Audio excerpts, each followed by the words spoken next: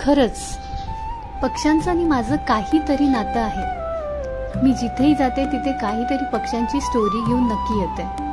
आता मी काही दिवस आराम करायला मम्मी पप्पांकडे म्हणजे माझ्या माहेरी गेले होते। तिथे माझ्या पप्पांना एक चिमणीचं छोटंसं पिल्लू दिसलं।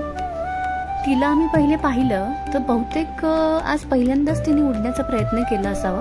तर तिला उडता येत नव्हतं आणि संध्याकाळची वेळ होती। जर ती तिथेच राहिली असती खाली गार्डनमध्ये तर एखादी मांजर किंवा डॉग यांच्या अटॅकची भीती होती, म्हणून मी तिला घरात घेऊन आले तिच्या सेफ्टीसाठी आणि एका लॉन्ड्री बॅगमध्ये असं तिला मी ठेवून दिलं बघू म्हणून। झोपताना आधी तिला काही थेंब पाणी पण पाजलं, कारण खूप उन्हाळा असल्यामुळे हीटमुळे ती डिहायड्रेटेड वाटत होती।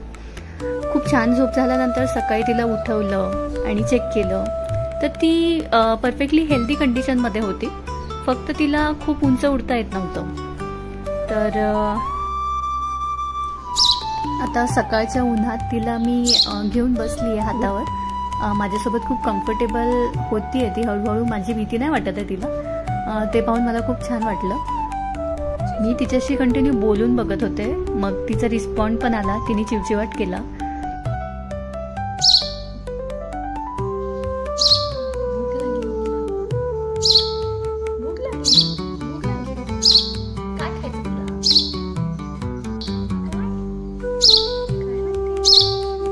आता ती फुल ऍक्टिव्ह झाली आहे। खाली उतरते का? उतरते का तू खाली? उतरते ना? खाली नाही उतरायचं तुला?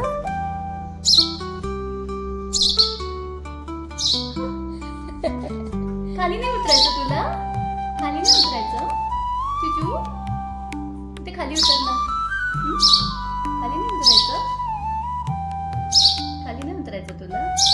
तुम्ही ऐकलं असेल, बरेच लोक असं म्हणतात की चिमणीच्या पिल्लाला आपण हात लावलं तर त्यांचे आईवडील त्याला ॲक्सेप्ट नाही करत आणि त्याला त्रास देतात। तर ते एक मिथ आहे। ते कसं तेच या व्हिडिओ मार्फत मी शेअर करायचा प्रयत्न करते आज। जेव्हा तिचा खूप जास्त चिवचिवाट चालू होता तेव्हा सरप्राइझिंगली एक गोष्ट झाली। तिची मम्मी चोचीमध्ये खायला घेऊन आली तिच्यासाठी, जिथे काल तिला सोडलं होतं त्याच्या एक्झॅक्ट वरच्या खिडकीमध्ये।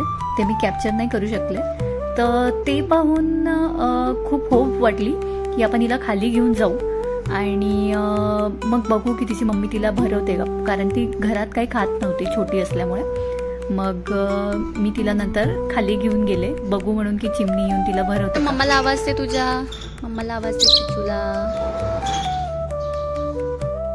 तिचे आई वडील दोघेही आजूबाजूला फिरताना दिसत होते सुरुवातीला आणि तिला उडता येत आहे का हे बघण्यासाठी तिला तिथे ठेवून बघत होते मी, आणि चिमणी येत आहे का खरंच, कुठे दिसतंय का हे आम्ही बघत होतो।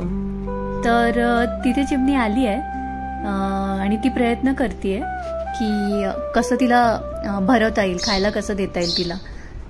ते पाहून लगेच मी ती जागा रिकामी केली आणि वाट पाहिली की ती येते का तिथे तिला भरवायला।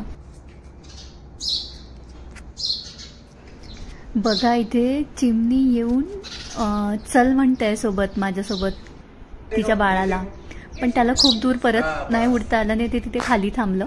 त्याला साईडच्या कोपऱ्यात रिकाम्या जागी सोडलं मी, बघू किती उडता येत आहे बघायला। आता बेबीचे पप्पा पण आले, म्हणजे चिमणा पण आलाय आणि ओके त्याच्यासोबत त्याच्या मागे मागे ती उडाली मस्तपैकी आणि आता या बाईकवर जाऊन बसली आहे। अरे वा, तिला उडता येत आहे।